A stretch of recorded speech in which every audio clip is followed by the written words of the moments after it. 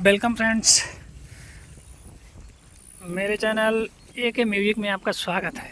But content मैं डालता हूँ हॉरर प्लेस वाला, जो वीराना प्लेस होते हैं। तो आपके सामने फिर से एक नई स्टोरी लेकर आया हूँ। एक ओल्ड बिल है, ओल्ड कुआं है, कम से कम 100 साल से ऊपर का टाइम हुआ होगा। तो आपको दिखाते हैं कैसी बनावट हुआ करती थी पहले, हमारे पूर्वज कैसे काम करते थे, कैसे खेतों की सिंचाई करते थे और किस प्रकार इससे पानी मेहनत से निकाल के और अनाज उगाते थे। तो किसान भाइयों को इसीलिए तो महान कहा गया है कि वो खून और पसीना मिक्स करके फिर जाके पूरी मेहनत लगा के तब जाके अनाज को उगाते हैं, कहीं न कहीं देखा जाए तो दोस्तों। तो आपके सामने उपस्थित है पुराना कुआं, ये देख सकते हो। आस पास पड़ोस में एक खेत है दोस्तों।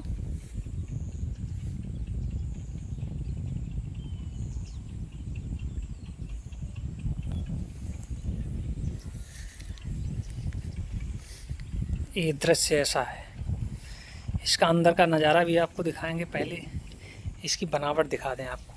सिंपल है बनावट, खाए शायद हमारे पूर्वज ज़्यादा मेहनती काम नहीं करते थे। वो सोचते थे जितना सिंपल हो सके उतना सिंपल काम करो। ये देखो, वहाँ पर भी एक कुआं है और एक वो पीपल का वृक्ष दूर खड़ा हुआ, वहाँ पर भी एक कुआं है।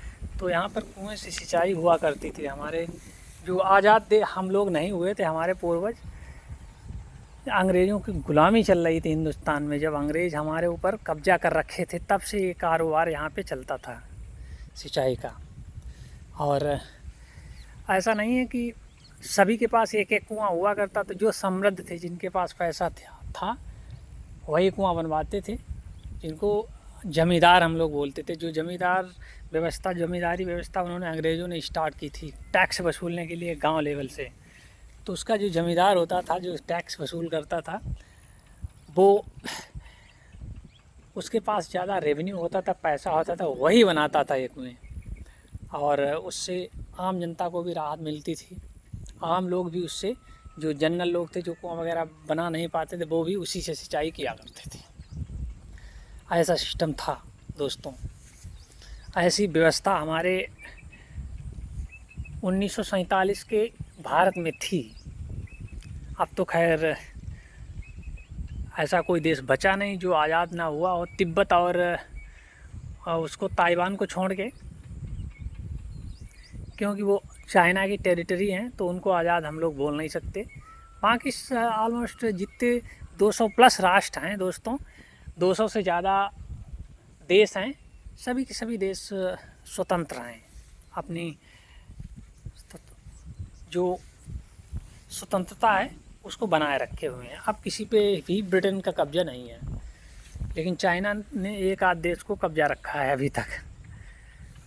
और यूएस का भी दूसरे, जो यूएस की जो बाउंड्री है, जो उत्तरी अमेरिका दक्षिणी अमेरिका है, उसमें जो देश हैं वो भी यूएसए के अमेरिका के समझो कब्जा में ही है, क्योंकि अमेरिका जो कहता है वही वो बोलते हैं।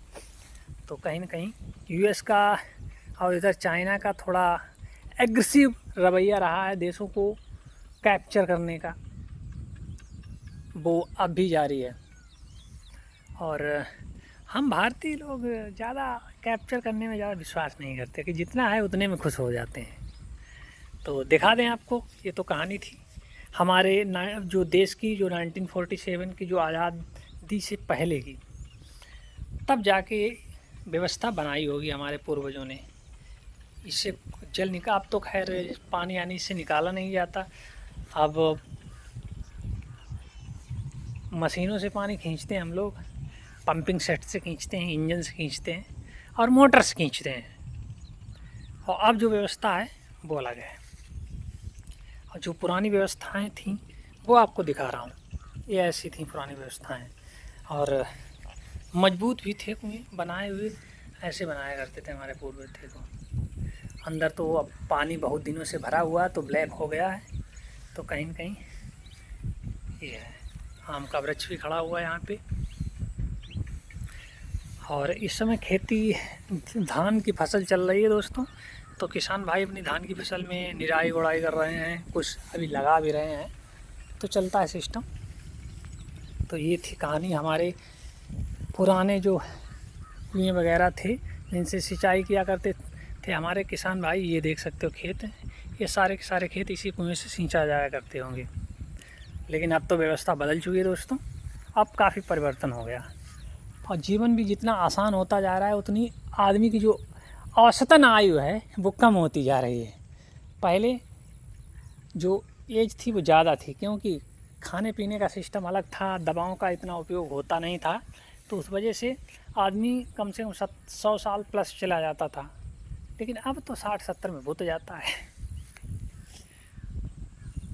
धन्यवाद।